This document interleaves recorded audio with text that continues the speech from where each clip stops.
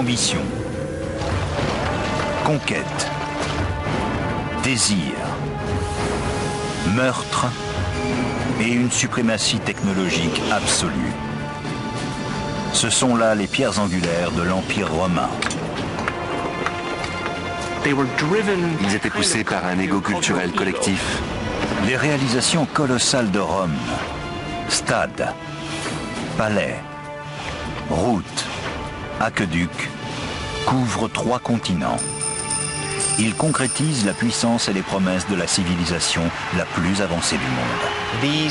Ces structures sont devenues le symbole de cette idée de Rome. Les prouesses architecturales des Romains ont couvert tout le monde connu. Et pourtant, c'est la démesure même de leur ambition qui a entraîné leur destruction.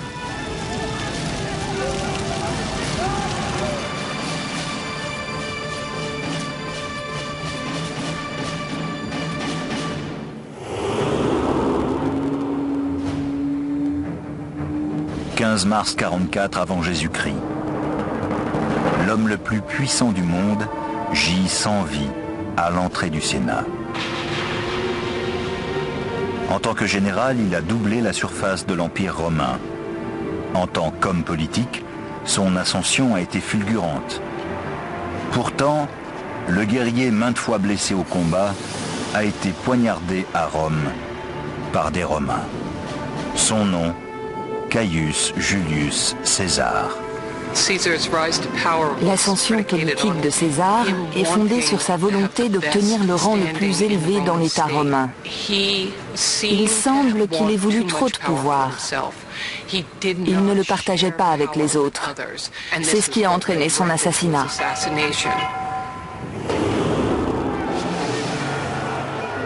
Le jeune et ambitieux général a compris depuis longtemps que la route de la gloire à Rome passe par de lointains champs de bataille. Sa soif de conquête militaire va engendrer l'une des prouesses techniques les plus impressionnantes de Rome.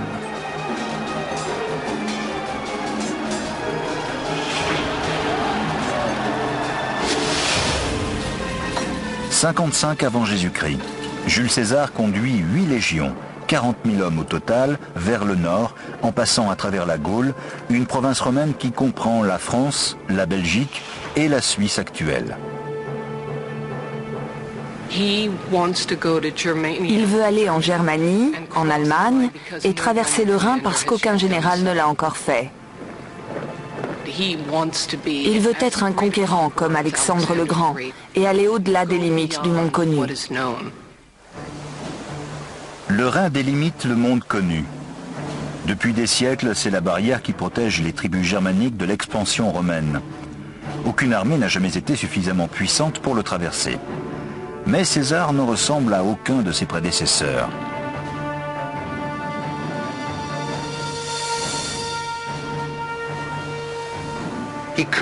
Il aurait pu prendre un bateau. Mais Jules César ne va quand même pas traverser en barque.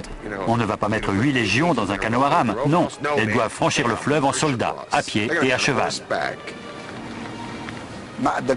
D'un point de vue technique, la construction d'un pont au-dessus d'un fleuve aussi large présente d'énormes difficultés à cause de la profondeur de l'eau et de la force du courant. Si l'on considère qu'il devait être achevé très vite pour les besoins militaires, l'ouvrage est véritablement exceptionnel. Le pont sera aussi long que 4 terrains de football et devra supporter le poids de 40 000 soldats. Malgré la largeur, la profondeur et la force des courants du Rhin, Jules César est déterminé à réussir.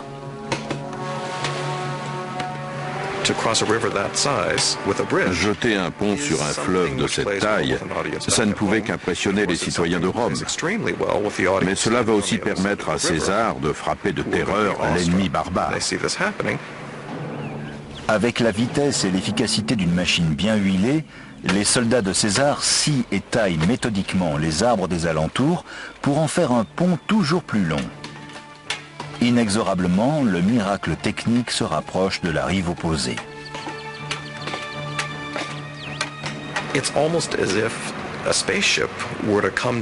C'est comme si un vaisseau spatial atterrissait aujourd'hui, grand comme la moitié de Manhattan, et capable par un dispositif magnétique de soulever des immeubles.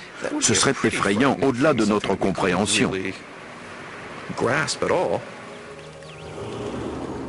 Les piles sont constituées de pieux en bois fichés dans le lit du fleuve. Chacun d'eux fait 45 cm de diamètre. Vers le milieu du pont, il mesure jusqu'à 10 mètres de haut pour émerger du flot. En les enfonçant en diagonale, les ingénieurs de César renforcent la stabilité du tablier.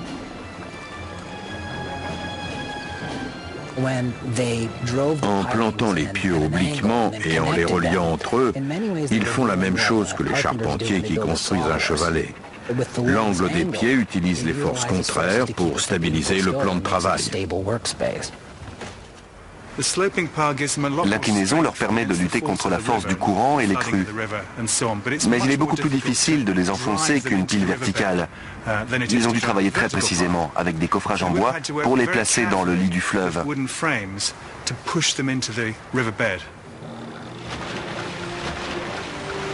En amont, les pieux sont inclinés selon le fil de l'eau. À 12 mètres en aval, les pieux correspondants penchent contre le courant. Chaque paire de piles est reliée par une traverse de 60 cm de diamètre. On pose alors des solives entre les traverses et le tablier est couvert d'une natte de brindilles étroitement tissée. La conception du pont est novatrice, mais ce qui rend cet exploit encore plus stupéfiant, c'est la rapidité de sa construction. 10 jours seulement après le début des travaux, César, en marche vers son destin, traverse le pont. Si on essayait d'en faire autant aujourd'hui, on n'y arriverait jamais aussi vite et avec ce genre de technologie. Mais on pourrait réussir, avec des milliers de soldats loyaux et durs à la tâche, totalement dévoués à César et brûlant de traverser le Rhin pour aller terroriser les Germains. César estime les forces ennemies à 430 000 hommes, plus de 10 fois la taille de son armée. Mais lorsque les Germains voient les légions romaines avancer sur le pont, ils fuient vers les hauteurs.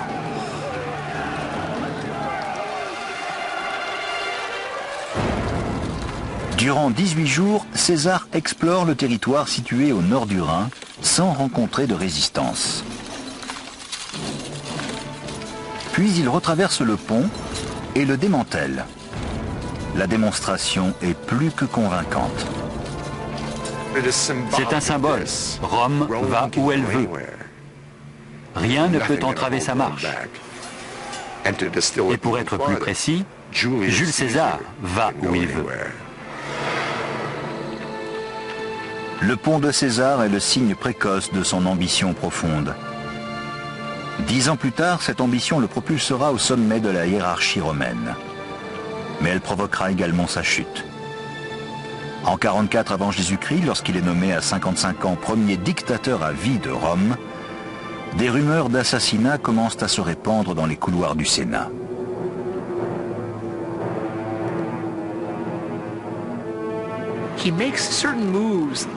Certains actes suggèrent qu'il veut être adoré comme un dieu.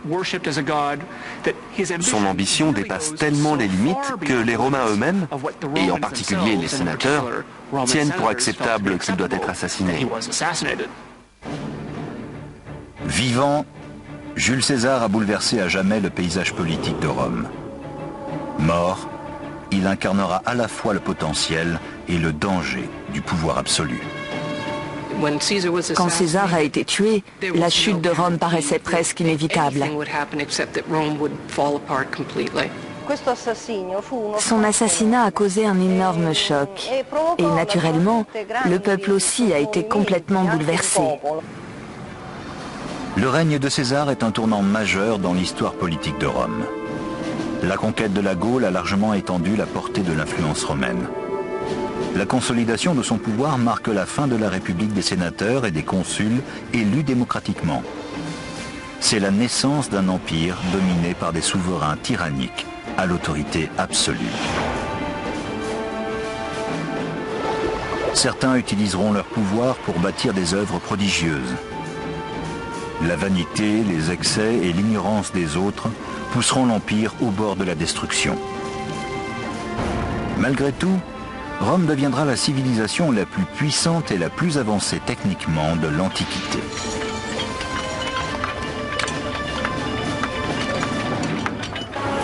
Aujourd'hui, Rome est une capitale du XXIe siècle où se mêlent l'ancien et le moderne.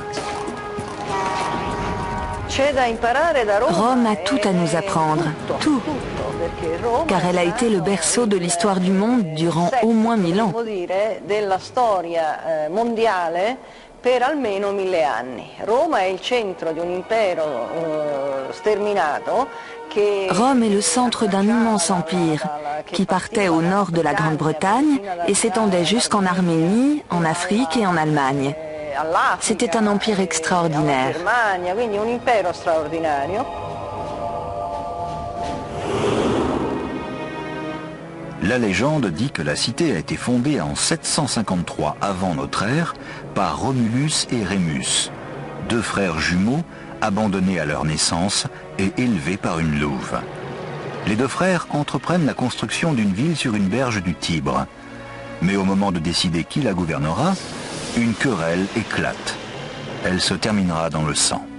Romulus tue Rémus de ses mains et donne son nom à la ville. Ce ne sera pas la dernière fois qu'un assassinat ouvrira la voie à un nouveau souverain. La guerre civile est une des caractéristiques de l'essor de l'État romain. La légende de Romulus et Rémus se répète à travers toute son histoire. À l'origine, Rome n'est qu'un des innombrables petits royaumes manœuvrant pour le pouvoir en Italie centrale. Mais contrairement à la plupart de ses voisins qui se méfient des étrangers, c'est un havre de sécurité pour les parias ambitieux. Romulus a dit « Puisqu'il n'y a aucun habitant, je vais créer un refuge, une zone libre pour tous les esclaves en fuite. Les brigands, les pirates, n'importe qui, qu'ils viennent construire ce grand rêve qu'est Rome. » C'était inouï. Dès le début, les Romains étaient donc très ouverts.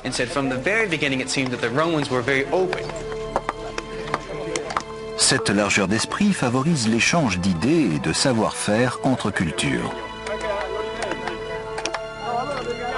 En empruntant la technologie de voisins comme les Étrusques, Rome devient une puissance régionale.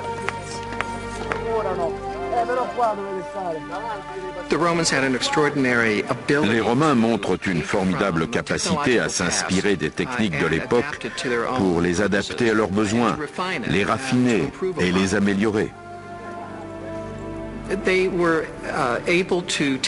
Ils ont emprunté aux Étrusques leurs techniques de construction de routes, d'adduction d'eau par des tunnels, d'érection d'énormes murailles. Ce qu'ils ont créé s'inspire de la technologie étrusque.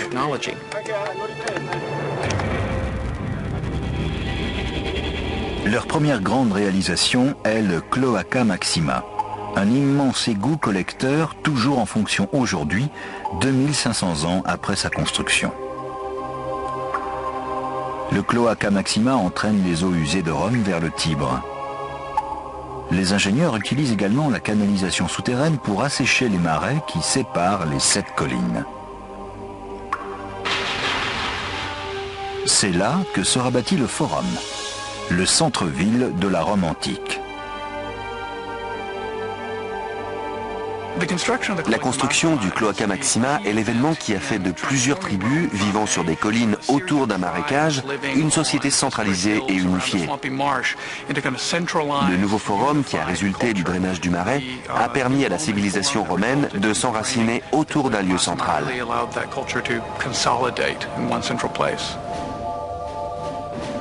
Plus la civilisation romaine s'enracine dans la région, plus l'influence de la ville sur ses voisins grandit. Au IVe siècle avant Jésus-Christ, Rome domine presque toute l'Italie centrale. Ses ingénieurs sont chargés de créer un réseau routier assurant les communications dans la République en expansion.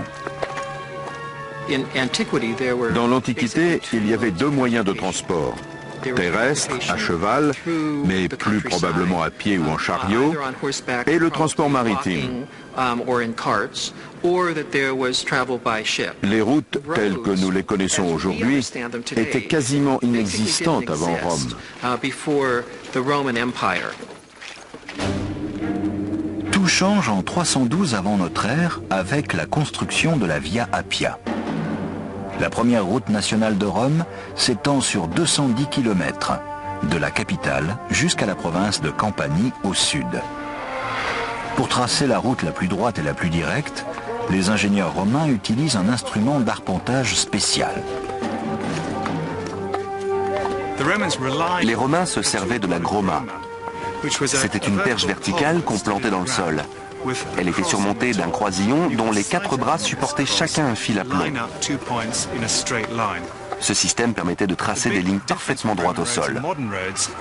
La grande différence entre les voies romaines et les routes modernes, c'est que les Romains ne pouvaient pas relever les virages. Leur route était donc toujours droite, puis tournait brusquement dans une autre direction. Évidemment, le problème quand on construit une voie rectiligne, c'est qu'on rencontre des collines et des vallées qu'il faut traverser. Donc, quand ils y étaient obligés, ils creusaient les montagnes pour continuer tout droit. Une fois le tracé idéal dégagé, on creuse une large tranchée qu'on remplit de sable et de pierre pour former une base solide. Vient ensuite une couche de gravier liée par de l'argile ou du mortier. La bande de roulement, faite de gros pavés de pierre, est bombée afin de faciliter le drainage de l'eau sur les côtés.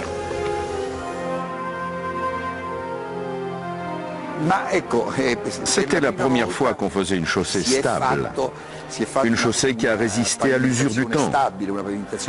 Elle a supporté le passage incessant des chariots et plus tard celui de toutes les armées. Ces routes étaient très impressionnantes. On se disait, combien de temps faudrait-il à 2 légions, c'est-à-dire 10 000 hommes, pour arriver chez moi? Je vais peut-être y penser à 2 fois avant de me fâcher avec Rome. Au moment de l'assassinat de Jules César en 44 avant Jésus-Christ, Rome contrôle presque toute l'Europe de l'Ouest et l'Afrique du Nord. 100 ans plus tôt, elle a défait Carthage, devenant ainsi la seule superpuissance de la Méditerranée. Le successeur de César est son petit-neveu Octave, qui prend le nom d'Auguste et sera le premier impérator ou empereur de Rome. Sous son règne, le réseau routier s'étend jusqu'aux confins de l'Empire. Et puisque la voie est pavée, autant bâtir de nouvelles destinations.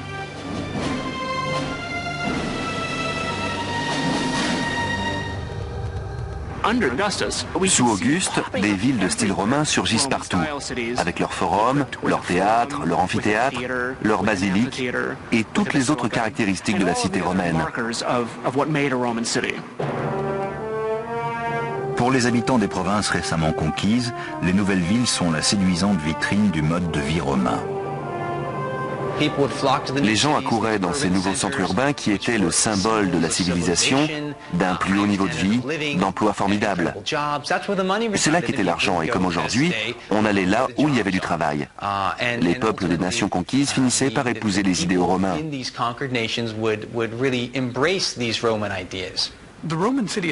La cité romaine elle-même était le meilleur outil de propagande de Rome.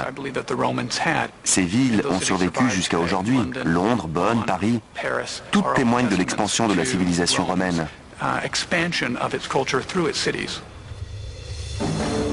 Les ingénieurs ont une arme secrète qui leur permet de construire plus grand, plus solide et plus vite que quiconque. Un béton imperméable mélangé à un sable volcanique, la pouzzolane. Les premiers bétons étaient un simple mélange de chaux et d'eau. Ils prenaient bien, mais ils n'étaient pas très solides. Les particules s'effritaient facilement. Le béton des Romains était différent. Le sable de pouzzolane réagissait à la chaux et faisait un mortier beaucoup plus proche du nôtre, beaucoup plus résistant.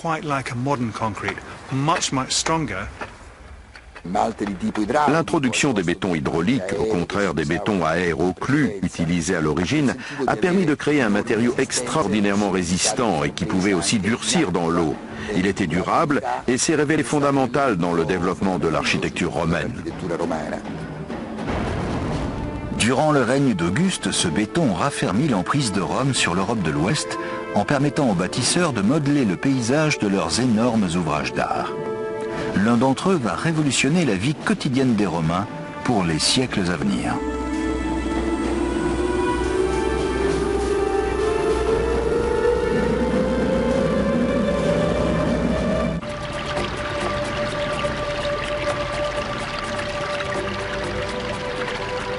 Au 1er siècle de notre ère, Rome est l'unique superpuissance européenne. Tout en étendant son empire à l'extérieur, elle n'en oublie pas pour autant l'intérieur et utilise les talents inégalés de ses ingénieurs pour améliorer la qualité de vie dans l'enceinte de la capitale. De toutes leurs réalisations, aucune n'a autant transformé la vie quotidienne que l'eau courante.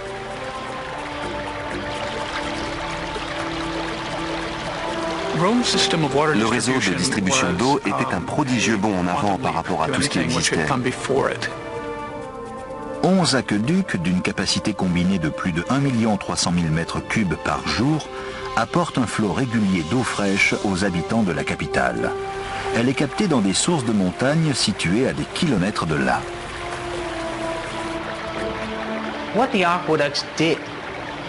Les aqueducs ont totalement révolutionné la vie quotidienne des Romains. Elle n'était pas seulement destinée aux jardins et aux villas des riches ou au palais de l'empereur, mais aussi aux Romains moyens. L'eau était tellement abondante qu'une énorme population pouvait vivre dans la ville. Les aqueducs favorisent le développement d'une nouvelle culture urbaine. Grâce à eux, la capitale peut accueillir jusqu'à 1 million d'habitants en leur assurant propreté et confort. C'est l'eau des aqueducs qui nettoie les saletés des hommes et de la ville. C'est aussi parce que les Romains sont plus propres que les autres qu'ils croient leur être supérieurs. Aucun empereur ne peut prétendre être le père des aqueducs. Ils ont été construits au cours des siècles.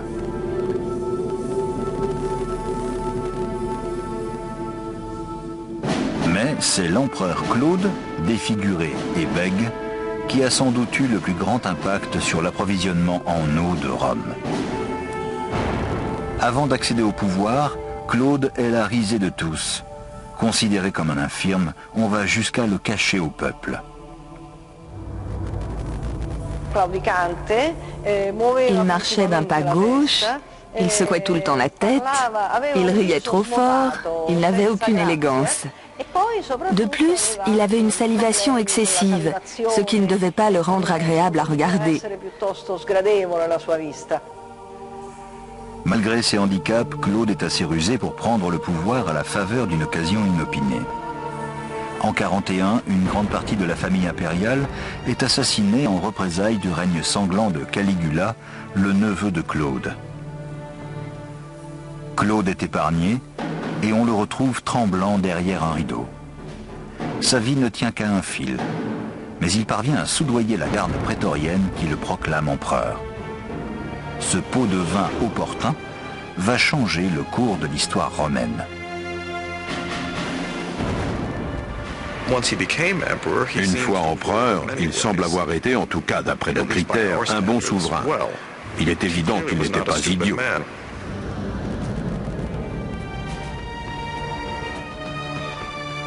Durant son règne, l'Empire fait des progrès étonnants. À la frontière, ses légions conquièrent l'île de Bretagne, ce que même César n'avait pas réussi à faire. À Rome, il fait achever 2 magnifiques aqueducs, l'Aqua Claudia et l'Agno Novus, qui accroissent considérablement le volume d'eau alimentant la ville.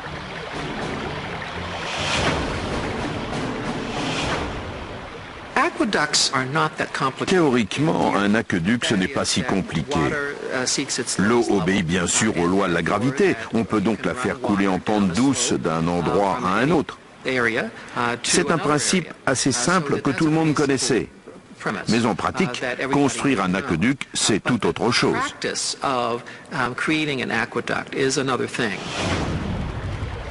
Les aqueducs sont conçus pour que l'eau atteigne la ville grâce à une pente graduelle, la déclivité. Cette déclivité n'est que de quelques centimètres tous les 30 mètres. La pente de l'aqueduc devait être calculée sur de grandes distances, la source se trouvant à 30, 50, parfois même 60 km de la ville. Elle devait être constante, il ne pouvait pas s'en écarter, quelle que soit la configuration du terrain. Pour maintenir une déclivité précise dans les montagnes, les ingénieurs y creusent des tunnels parfaitement alignés. Quand la canalisation arrive dans une vallée profonde, ils la surélèvent au moyen de murs de pierre. Et quand les murs doivent faire plus de 2 mètres de haut, ils économisent les matériaux tout en renforçant la construction grâce au perfectionnement d'un vieux concept architectural, l'arche. L'arche a révolutionné l'architecture du monde antique. Elle a permis de décupler l'échelle des constructions de l'époque en changeant radicalement la conception spatiale de l'architecture romaine. L'arche est construite sur un cadre en bois temporaire qui tient les pierres en place jusqu'à ce que la clé soit placée au centre. La clé de voûte répartit le poids de chaque côté, ce qui permet de construire un niveau supérieur. L'arc est une amélioration par rapport au mur droit, à la fois en termes d'efficacité et de solidité. Bien entendu, c'est plus économique en matériaux et idéal pour porter un toit, un aqueduc ou tout ce que vous voulez mettre dessus.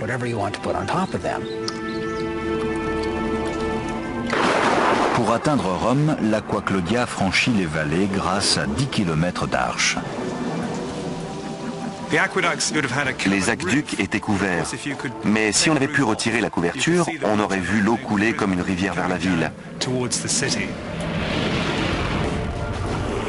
Au bout du voyage, tous les aqueducs se déversent dans 3 citernes. Une pour les fontaines publiques, une deuxième pour les thermes, et une troisième réservée à l'empereur et aux riches qui payent pour avoir l'eau courante. Un concept très en avance sur son temps.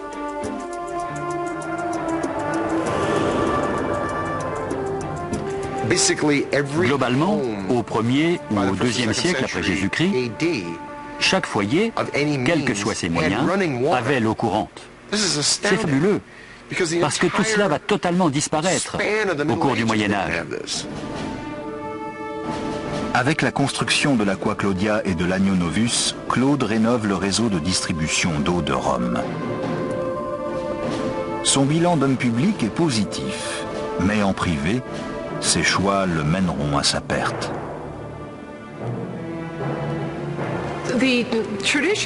L'histoire dit que Claude était totalement dévoué aux femmes. Il les aimait trop, surtout ses épouses, et leur était complètement soumis. L'Empire est sous le choc lorsqu'il épouse sa propre nièce, la sœur de Caligula, l'habile Agrippine. Agrippine descendait d'une lignée de femmes ambitieuses, populaires et puissantes. Elle était en quelque sorte la Cléopâtre de son temps. Elle était obstinée, arrogante et ambitieuse, terriblement ambitieuse. Agrippine a été entourée d'empereurs toute sa vie. À présent, elle est avide de pouvoir. Elle use de tous ses atouts physiques et politiques pour l'obtenir. Dès que Claude, vieillissant, a succombé à ses charmes, elle tente de faire de son fils unique son successeur. Pour Agrippine, séduire Claude et devenir impératrice ne servait qu'un but, s'assurer que son fils accède au trône. En l'an 50, Agrippine convainc Claude d'adopter son fils d'un premier lit et de le nommer héritier à la place de son propre fils. 4 ans plus tard, Claude meurt empoisonné par un champignon et par l'ambition de sa femme. Du jour au lendemain, Agrippine, épouse d'empereur, devient mère d'empereur.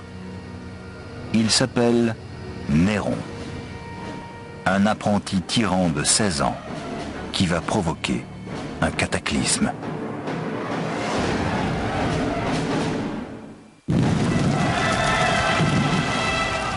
64 après Jésus-Christ. Un violent incendie fait rage durant une semaine. Le brasier réduit des quartiers entiers en cendres. Des milliers de sans-abri errent dans les rues de Rome. L'incendie de 64, le grand incendie de Rome, a été une terrible tragédie. Les 3/4 de la ville ont été détruits. Et comme il y avait surtout des maisons où logeaient des gens pauvres, pour la plupart construites en bois, tout est parti en fumée.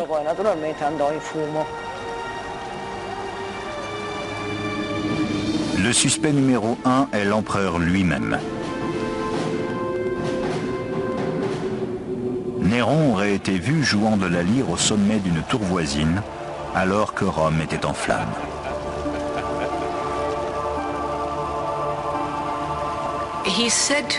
On dit qu'il contemplait l'incendie comme un spectacle, qu'il est monté en haut de la tour de Mécène pour y réciter la chute de Troie. D'après la tradition, Néron aurait vaqué à ses occupations pendant que Rome brûlait. Son comportement après le désastre est tout aussi navrant. Néron confisque un tiers de la cité brûlée pour son usage personnel, afin d'y bâtir un monstre tentaculaire entièrement dédié à son propre confort. Un ensemble palatial couvrant près de 80 hectares dans le centre de Rome. On a dit qu'il avait allumé l'incendie intentionnellement pour dégager l'endroit où il voulait construire son palais. Néron désigne les coupables, les chrétiens, des adeptes d'un nouveau culte religieux. Des centaines d'entre eux sont jetés au lion ou brûlés vifs.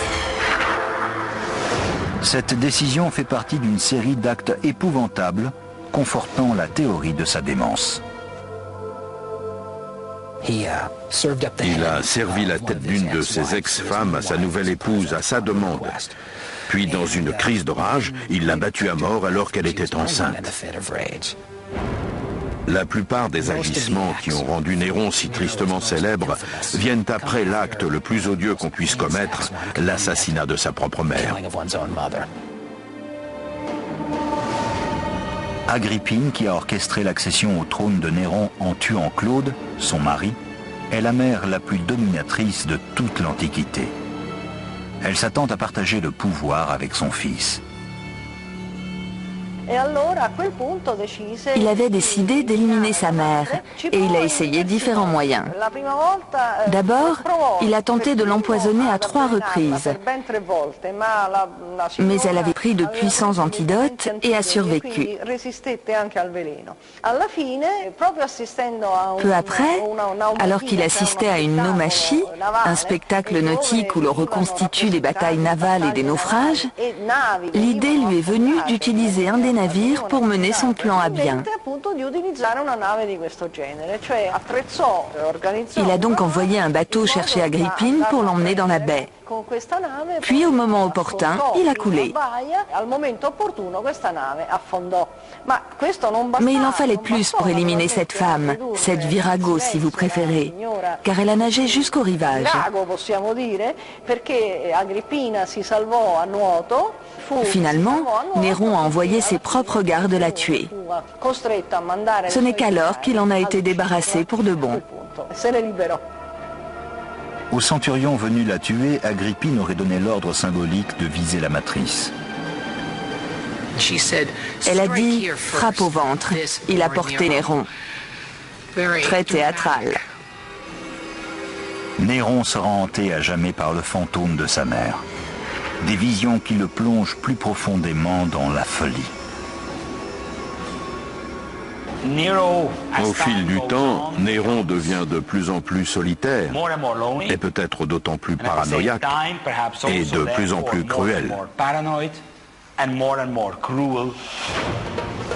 C'est dans ce délire qui va croissant que Néron lance les travaux du palais de plaisance le plus luxueux de l'Empire sur un terrain public et avec les deniers publics.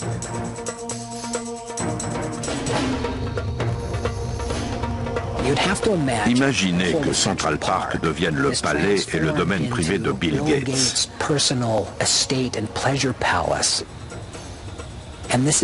C'était un quartier où les gens riches et puissants, ceux qui possédaient une partie de la ville, avaient eu leur résidence. C'était scandaleux.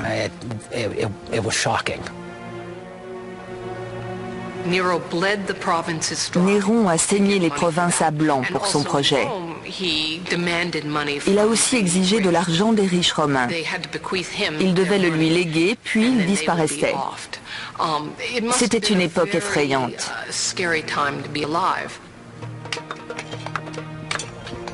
La Maison Dorée a probablement été édifiée dans la douleur et la sueur du travail forcé. L'esclavage est une pratique commune dans la Rome antique. Un tiers de la population urbaine est esclave.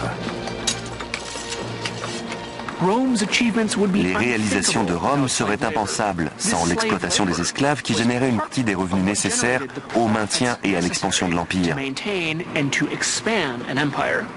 Le travail forcé a joué un grand rôle dans la construction de ces monuments grandioses qui symbolisaient l'essence de la Rome impériale.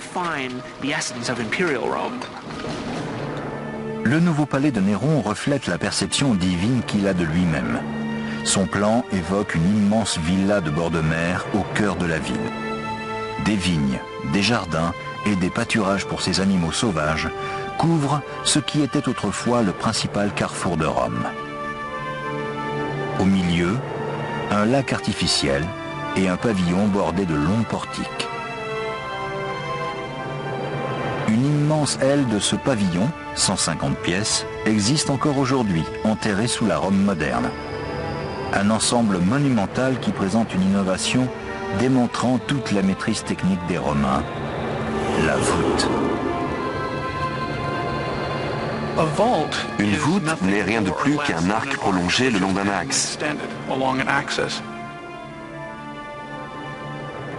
Une fois que le coffrage est fait, on construit un premier arc. Ensuite, on déplace le coffrage et on continue. On obtient une longue voûte. C'était très efficace. Lorsque la Domus Aurea est achevée, à peine 4 ans plus tard, Néron s'écrie « Je vais enfin pouvoir vivre dans une demeure digne d'un être humain ».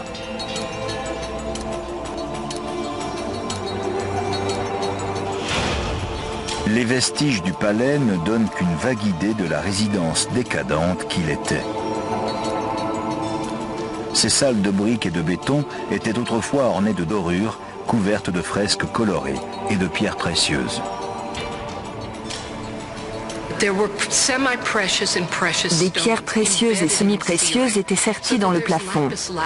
Du lapis lazuli, du cristal de roche et du quartz rose qui accrochaient la lumière.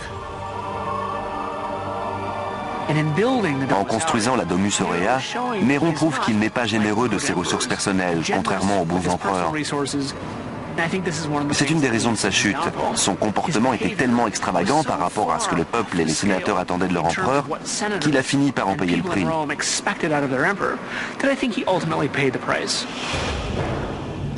En 68, quelques mois après avoir aménagé à la Maison Dorée, Néron est renversé par une vague d'opposants. Le Sénat le déclare ennemi public et ses propres gardes le pourchassent comme un fuyard. À leur approche, Néron se tranche la gorge, assisté par un esclave fidèle. Ses derniers mots seront « Quel artiste meurt avec moi ?»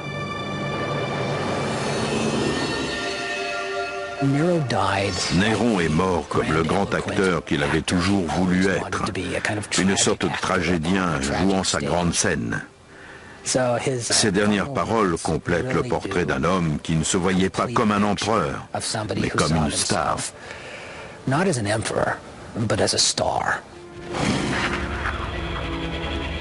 Après sa mort, les Romains veulent effacer toute trace de l'homme et de son règne oppresseur.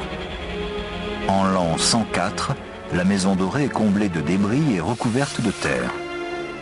L'empereur Trajan fait construire au-dessus de vastes thermes.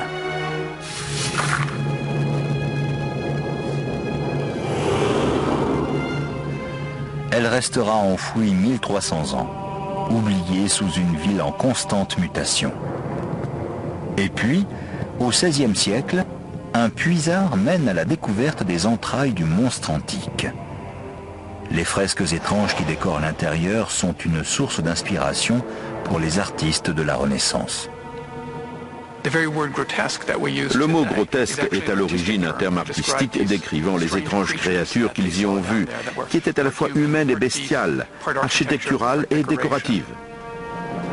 La Domus Aurea est le témoignage durable du règne terrifiant de Néron. Un règne éclaboussé de folie, de meurtre et d'égocentrisme absolu. À sa mort, l'avenir de l'Empire romain est incertain.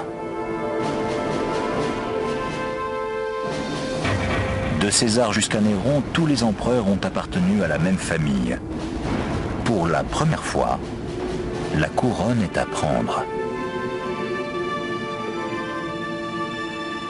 Personne ne savait ce qui allait se passer, mais une chose était sûre, ça allait être sanglant et ça irait mal jusqu'à ce que ce soit réglé.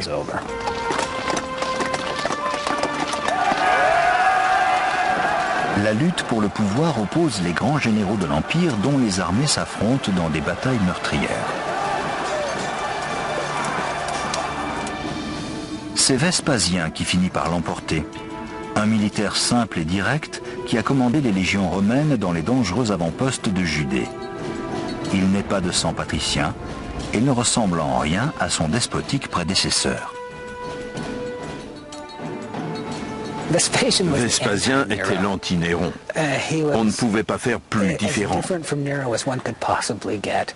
Il était sorti du rang, c'était un homme pragmatique, un dur à cuire qui détestait la prétention et en était fier. Vespasien était le genre de type qui aurait largement préféré un match de foot à un opéra.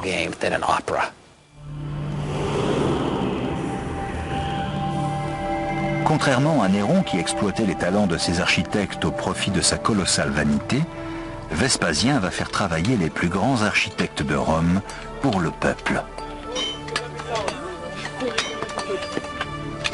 Il commence par drainer l'immense lac que Néron a fait creuser dans le parc de son palais. Sur ce site va s'élever l'une des plus célèbres merveilles techniques de Rome, un lieu qui va canaliser l'agitation qui a enflammé la ville. C'est l'amphithéâtre Flavien, que nous connaissons sous un autre nom, le Colisée. Le message de Vespasien est clair. Il prend un espace autrefois réservé au seul usage d'un mauvais empereur et il le transforme en un lieu public destiné au divertissement de toute la population. C'était une propagande extrêmement audacieuse.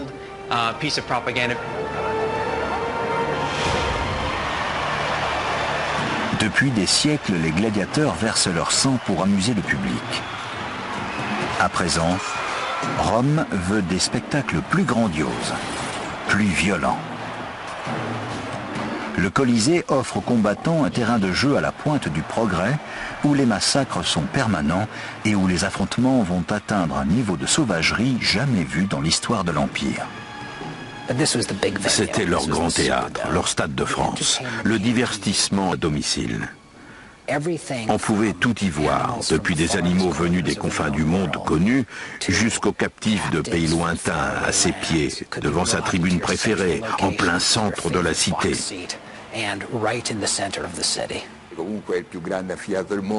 C'était le plus grand amphithéâtre du monde, un monument de dimension exceptionnelle. L'organisation du chantier de construction est également exceptionnelle. Les travaux débutent en 72 de notre ère. Ils sont financés par la vente de précieuses reliques, butin du pillage de Jérusalem et de son temple par Titus, le fils de Vespasien.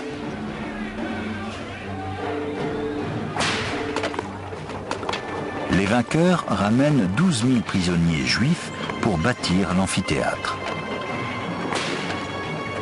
Ils devaient travailler dans des conditions très pénibles, longtemps, jusqu'à la mort. Ils déversent plus de 6 000 tonnes de béton et traînent d'énormes blocs de travertin depuis une carrière située à 32 km du chantier.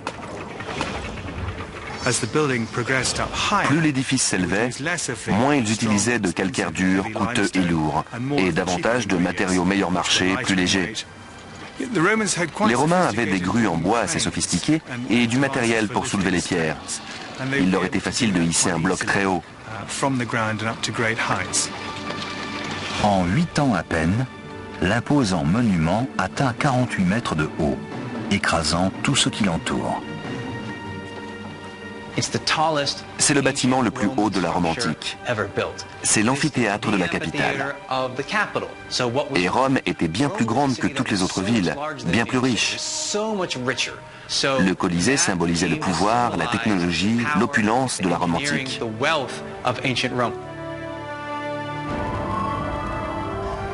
Les amphithéâtres romains ont une structure étonnamment simple, réunissant 2 théâtres grecs dos à dos pour former un théâtre circulaire de 360 degrés.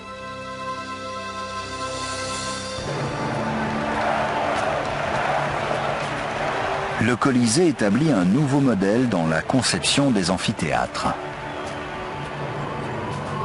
Son réseau compliqué de couloirs et d'escaliers permet à 70 000 spectateurs d'entrer et de sortir en un temps record.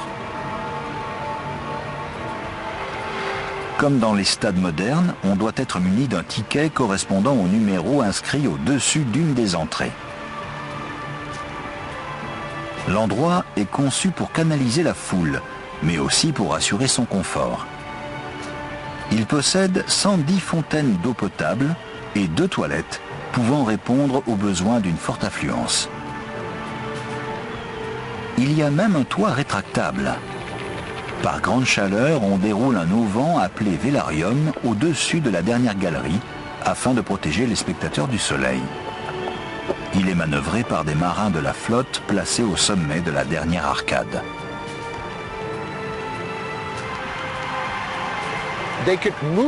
Ils pouvaient l'incliner suivant le soleil et la direction du vent.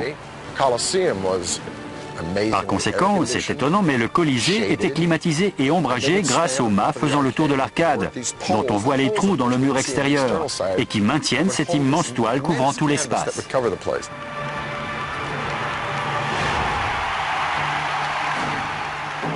Le Colisée est achevé en 80 après Jésus-Christ. Mais Vespasien n'assiste pas à l'inauguration de son chef-d'œuvre. Il est mort l'année précédente de mort naturelle. C'est son fils et successeur, Titus, qui conduit les cérémonies. Durant 100 jours consécutifs, les Romains envahissent le Colisée pour se repaître de tous les carnages imaginables. 5000 animaux sont massacrés en un seul jour. Des milliers de gladiateurs et de prisonniers sont tués. On n'a jamais vu un tel bain de sang, sauf durant la guerre. Mais au Colisée, c'est un divertissement.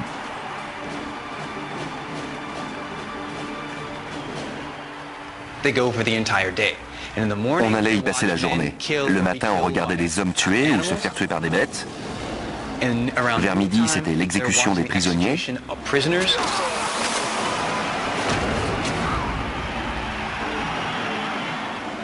Et dans l'après-midi, en prime time, dirons-nous, le fin du fin. C'était les gladiateurs, hommes contre hommes.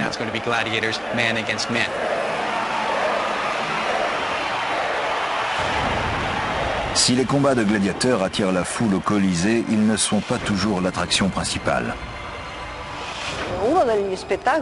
Le spectacle le plus enthousiasmant, le plus excitant, c'était la naumachie, la bataille navale. Une bataille navale livrée par de vrais combattants sur de vrais navires armés en conséquence. Il était tout à fait possible de dériver l'eau d'un des aqueducs jusqu'au Colisée afin d'inonder l'arène sur une petite profondeur. De récentes études sur le Colisée prouvent qu'il y avait de nombreuses conduites d'eau destinées à submerger les infrastructures. Donc oui, c'était possible, et oui, ils l'ont fait. Cristiano Ranieri est le premier architecte moderne à avoir exploré le labyrinthe de canaux passant sous le Colisée. Il pense avoir trouvé les preuves concluantes d'un système de canalisation destiné à transformer l'arène pour les batailles navales. Sous l'arène, nous avons trouvé de très anciens tunnels, plus anciens que le Colisée lui-même, datant de Néron, donc contemporain de la Domus Aurea.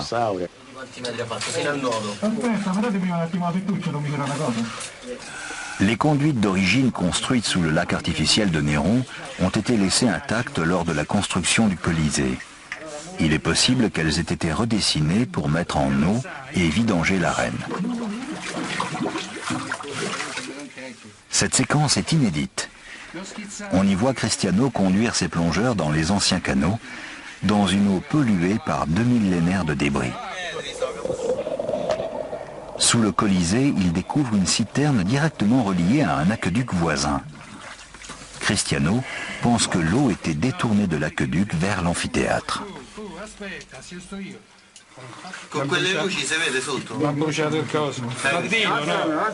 Il trouve aussi des vestiges de canalisation d'évacuation connectés au réseau d'égouts, qui auraient pu être utilisés pour vider l'arène et rediriger l'eau vers le Tibre. Il y avait un excellent système de plomberie. Les tunnels servaient à inonder l'arène afin de créer des scènes de bataille navale. Les batailles navales du Colisée sont un monument de technique. Mais la mode en sera courte. 10 ans plus tard, les mises en eau seront abandonnées en faveur d'une rénovation qui va révolutionner les Jeux. Une nouvelle infrastructure de 2 étages sous l'arène. L'hypogée. À l'intérieur, tout un système de monte-charge et de trappes permet aux tigres et aux gladiateurs de surgir brusquement du sol pour massacrer leurs victimes sans méfiance. Le spectacle se déroulait dans l'arène, mais le centre nerveux, le véritable pilier du système, se trouvait dessous, dans l'hypogée. Il y avait des enclos pour les lions, des cages pour les animaux sauvages, des gladiateurs aiguisant leurs couteaux, se préparant à mourir, des condamnés derrière des grilles.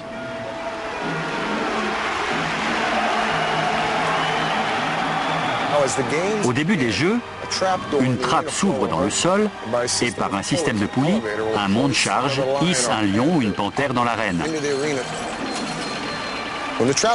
Quand la trappe s'ouvre, on est inondé de lumière. On entend les hurlements de la foule en liesse.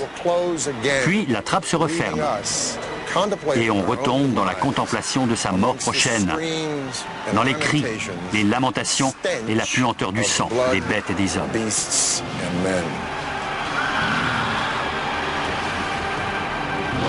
Violent, sanguinaire, manipulateur, excitant.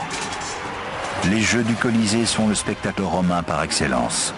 Et tous ceux qui pénètrent dans l'édifice restent médusés devant les prouesses techniques de la civilisation la plus avancée du monde.